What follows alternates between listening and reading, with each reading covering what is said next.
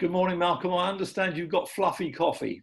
It is quite posh, actually. Yes, I think it's leaving these posh baristas in the shade. Okay. Baristas, indeed. Okay, so coffee time conversations for lockdown, hopefully useful to pastors. And the thing that's on our mind today is this: that the needs of the churches, of course, aren't frozen during lockdown. Many churches are needing a pastor, looking for pastors.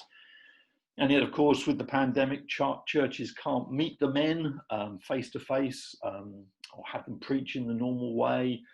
And the men can't sort of meet the churches in that kind of way. So we're looking at that question, moving to a different church in lockdown. Is that, moving to a different church in lockdown? Is that possible? Of course, the first thing we need to say is, when this kind of thing comes up, is that you must be prayerful. Gracious me, you must be prayerful. And churches and prospective pastors shouldn't look for kind of a quick fix in lockdown. It could lead to a disaster both ways. But first of all, I think we want to say something about the basics. So, Malcolm, what must the churches keep in mind? Well, for one thing, I mean, the essentials don't change regardless of the circumstances. Our primary concern, surely, in appointing pastors is in the area of character. Gifting is really important, but those gifts have got to be spiritually enhanced by a life that is marked by the fruit of the Spirit. So you're talking 1 Timothy. You're talking 1 Timothy 3, Titus 1. Absolutely, Titus, 1. Because I think this is where people come unstuck. It's not in the area of education. It's the area of the way that they handle people. And that's a massive concern to me. Yeah, because you can have, gifted preachers who are bullies or whatever, who are, out for their own glory, that kind of thing. So that's one basic, those basic matters. The other basic for prospective pastors from that kind of angle is that they should look to a church that wants to be taught, that desires the sincere milk of the word, and they need to look for a leadership that they can work with, that has a similar vision, a similar theological outlook, and who are caring leaders. So don't jump to the pastors, prospective pastors, don't just jump in to a church because the salary is good.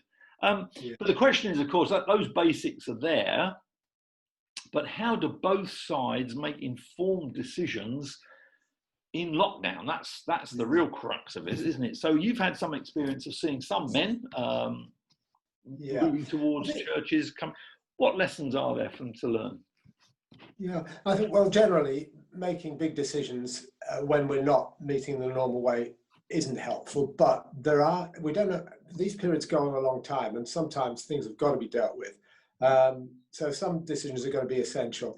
And a church mustn't be allowed to drift indefinitely without proper leadership and ministry, because that's when they begin to fragment. You do need that pastoral element there within the church to hold it together as well as to teach. I think one of the things that we've learned in this area, and there have been some churches that have had some success, is that personal contacts are better than advertising. Recommendations and networks where men are recommended and known personally to some people who are within that loop, that framework, is much better than just the random advertising process. The other thing is that I think that the search committees and the groups of people who are involved in the exploration and interview process mustn't just be kind of the elders and the professional, highbrow leadership of the church. Get the ordinary members involved in the process. And we've done some really good interviews recently in two of the churches I've been helping, where ordinary members have been on the search committee and have sort of injected that kind of down-to-earth element into their questions and inquiries. It's been really helpful, Okay, so that sounds good. You think maybe, but on the other hand, maybe some churches should kind of leave this until things are back to normal. Thank goodness the vaccine's on the horizon. Yeah, perhaps to just hold on. Go on.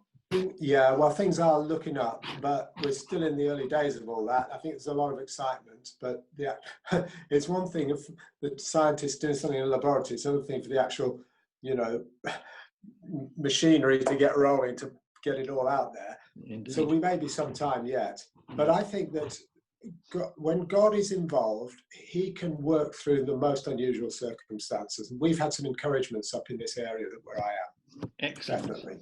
Okay. And also when you've been talking about, you know, doing some stuff, perhaps online interviews, you've talked about church members getting involved perhaps in those Zoom interviews. But I've also wondered whether, I mean, normally there would be a church meeting, wouldn't there, to discuss people.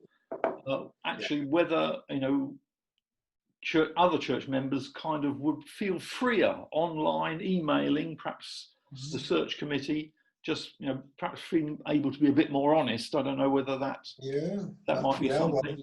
Well, I think that can be the case. Some people are actually intimidated by being in a room with, you know, people who are more articulate and so on. Yeah.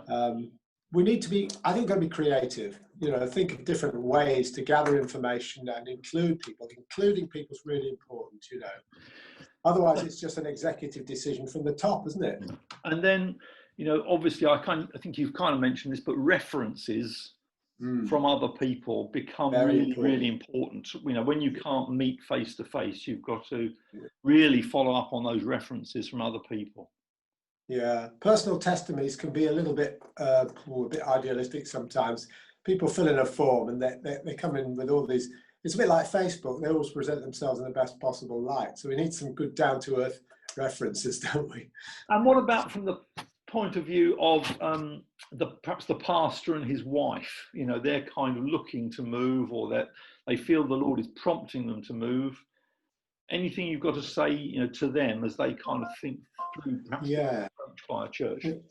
Yeah, I think that again we need to. We're not appointing two for the price of one, but I think on the other hand, we need to assess whether the wife is really going to be united with her husband in the work, because it's sacrificial, isn't it? It's very demanding. And again, references and in personal contacts with people who know them well is really helpful, you know. And they themselves, you know, they need to kind of agree the procedure. Pastor and prospective pastor and wife agree this, you know, pray together, obviously be on the same side as they assess this this whole thing. My own wife says to me, she says the churches should chercher la femme, because she says you can always tell a lot about a man from the woman he's chosen to marry. Yeah, that's right. So that might be well, something this one makes really good coffee this morning. Anyway. Well, there we are. So the church should agree together a good procedure in lockdown. Everyone happy in the church that this is what we're doing.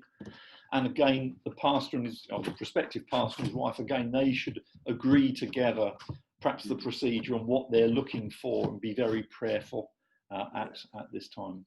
Of course, there is no, just to close, there is no substitute for them making the personal visits. And hopefully between lockdowns, people can do that. I mean, that has happened. Yeah. So when they are seeing them in the flesh as well, it's not just sort of all virtual, you know, obviously. Yeah. Okay, that's helpful. God bless you, Malcolm. Right, bye. Bye.